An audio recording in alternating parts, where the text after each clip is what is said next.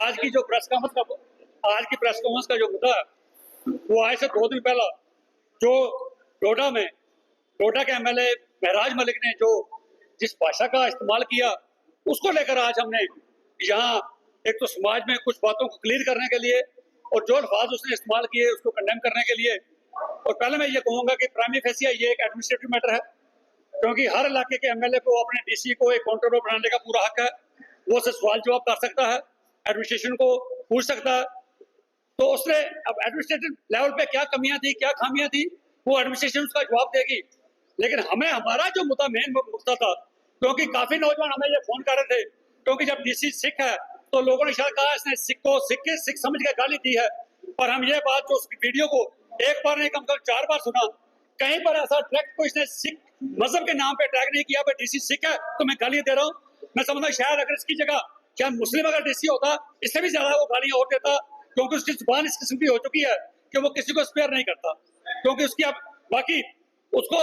इसीलिए हमारा उससे ये कहना है कि हमारे कुछ लोगों ने भी उसकी जो लफ्ज बोले हैं, ठीक है तुझे डीसी से है, तू डीसी के खिलाफ बोल, क्योंकि संविधान हमें इजाजत देता है, आर्टिकल 19(1) हमें इजाजत फ्रीडम ऑफ स्पीच की देता है।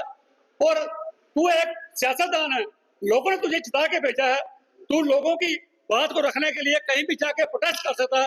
तू डीसी ऑफिस जाके 500 बंदा लेकर 5000 बंदा लेकर प्रोटेस्ट कर सकता है, धरने दे सकता है, तू जिंदाबाद मुर्दाबाद नारे लगा सकता, तू जो करना चाहे कर सकता है। लेकिन हमें जो ऑब्जेक्शन आम लोगों को हुआ, सिर्फ सिखों को नहीं, जो हमारे मुस्लिम भाइयों ने जो उस चीज को कंडेम किया, हमारे हिंदू भाइयों ने कंडेम किया, भाई जो तेरी भाषा आम मर्यादित थी, अनपार्लियामेंट्री थी, तुमने डीसी को ही नहीं, तुमने डीसी की माँ को, तुमने डीसी के बाप को, डीसी की धर्मपत्नी को, पूरे परिवार को तुमने इन्वॉल्व कर दिया। मैं महराज मलिक तुमसे भी एक सवाल ये करता हूँ, क्योंकि तू ठीक है अच्छी बात करता है, लॉजिक में बात करता रहा पहले आज तक जो सुनता हूँ। तुमने ये कहा कि अगर मैं इस तरह बनना चाहता शायद मैं भी आईएएस अफसर बन जाता, मुबारक अगर तू आईएएस अफसर बनता।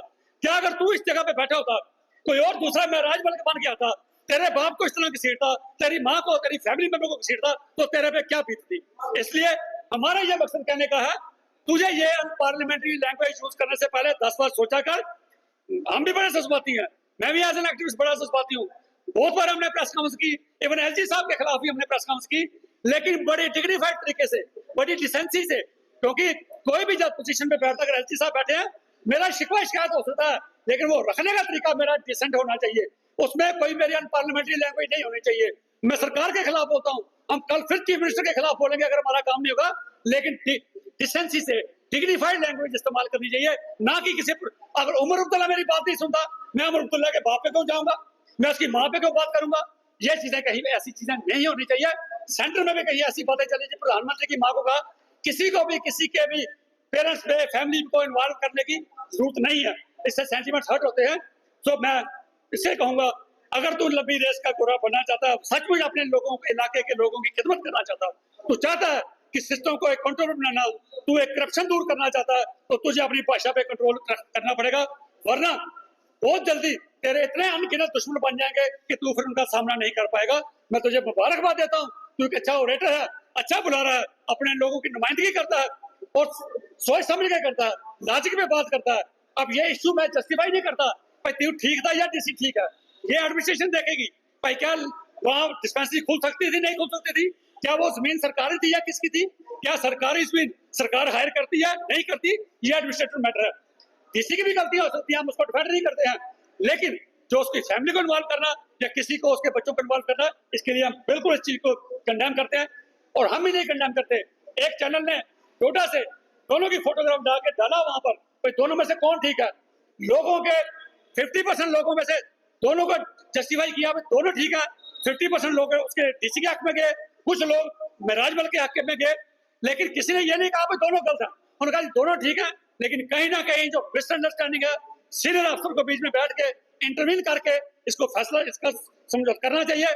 और मैं सरकार को भी कहूंगा, डिस्ट्रिक्ट डेवलपमेंट कमिश्नर साहब को भी कहूंगा कि जहां जो इलेक्टेड नुमाइंदा होता है उसकी मर्जी भी कहीं ना कहीं ख्याल रखना चाहिए, उसको भी लोगों ने जिता के इज्जत मान बख्श के भेजा है, उसका हक बनता है कि लोगों की बात रखना और उसकी बात को सुनना, ये भी डिस्ट्रिक्ट एडमिनिस्ट्रेशन का काम है। तो अपील करेंगे तो जो वीर बलविंदर जी ने बोला है, इसमें किसी कम्युनिटी को इन्वॉल्व नहीं किया गया है, एडमिनिस्ट्रेशन मैटर है, एक तरफ डीसी है दूसरी तरफ एमएलए है, आपस में बीच की क्या बात है वो एडमिनिस्ट्रेशन ने देखनी है।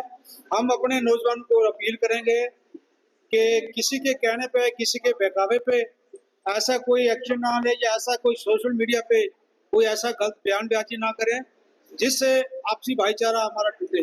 क्योंकि देख रहे हैं जो हमारे पास आपदा आई हुई है पंजाब में, जम्मू कश्मीर में, बाकी स्टेटों में भी, तो हर कम्युनिटी के लोग हमारी मदद कर रहे हैं और उनको अप्रिशिएट भी कर रहे हैं। लेकिन कुछ लोग होते हैं जिनको अपना सियासी मफाद हमेशा उनके आगे पीछे घूमता रहता है कि हमें सियासी मफाद कहाँ से मिलेगा। ऐसे लोगों से हमने बचना है। बयानबाजी करके कई नौजवानों को भी गुमराह कर रहे हैं।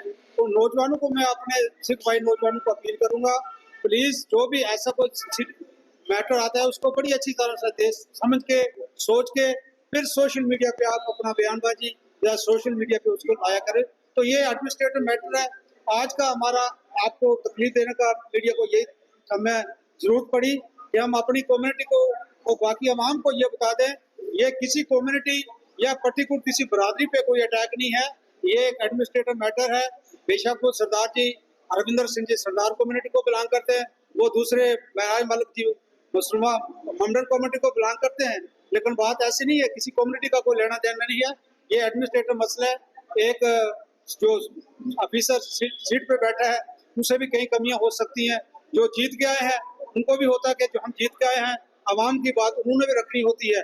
तो ये मसला जो है एडमिनिस्ट्रेशन का, तो हम अपनी ओर से अपने नौजवानों को अपील करते हैं, प्लीज इससे आगे भी हमारे हालातों को खराब करने के लिए कुछ ताकतें हमारे आगे पीछे घूम रही हैं, कुछ हमारे लिबास में घूम रहे हैं। तो हम जरूर सबको रिक्वेस्ट करेंगे अच्छी तरह सोच के, अगर कोई भी ऐसी बात बनती है आपसे, जो सीनियर आपके भाई हैं, आपके जो कम्युनिटी के लोग हैं, उनसे बात करते हैं। कोई भी आप सोशल मीडिया पर जाते हैं बयानबाजी करते हैं, उससे पहले हमें अच्छी तरह देख लेना चाहिए। तो आज सिर्फ हम महराज मलिक को ये कहना चाहते हैं, आपकी जबान की वजह से सबको इकट्ठे होना पड़ा कि आपने जो जिस अल्फाज से डीसी के फैमिली को इन्वॉल्व किया है वो सबको दुख हुआ है, सबको फील हुआ है कि आपने पर्टिकुलर आप उनसे बात करते, उनके लिए कुछ बोलते, एडमिनिस्ट्रेटिव ऑफिसर के डीसी के लिए कुछ बोलते, वो अलग बात थी। जो उसकी फैमिली को आपने जब इन्वॉल्व किया वो सब फील कर रहे हैं।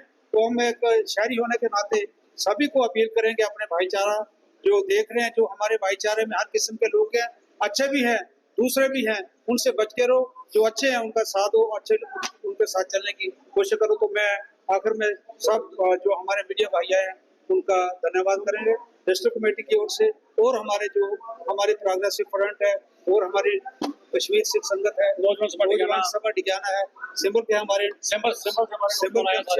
सभी की ओर से आपका धन्यवाद। और एक बात दो कि अगर अपने समाज की तरक्की चाहते हो, अपनी रियासत की तरक्की चाहते हो, अपने देश की तरक्की चाहते हो, तो हमें कम्युनल हार्मनी बना के रखनी पड़ेगी। कम्युनल टेंशन क्रिएट करके कोई भी समाज तरक्की नहीं कर सकता, कोई रियासत तरक्की नहीं कर सकती, कोई देश तरक्की नहीं कर सकता। हमारे बीच में डिगाना के प्रधान साहब भी हमारे बैठे हैं, हमारे सारी टीम डिगाना की, सेंट्रल कैंप की, बैंकर्स यूनियन के, और सारे लोग यहाँ आए हैं। समाज के अलग अलग संस्थानें सब आज इकट्ठे हो गई है।